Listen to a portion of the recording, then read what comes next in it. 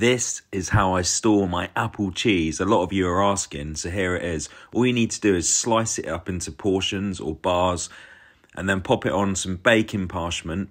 And then I'm going to pop this into a dehydrator and just let it dry out on about a 50-degree heat. You're basically relying on the fan to create a skin on the apple cheese and lock in all that yummy goodness.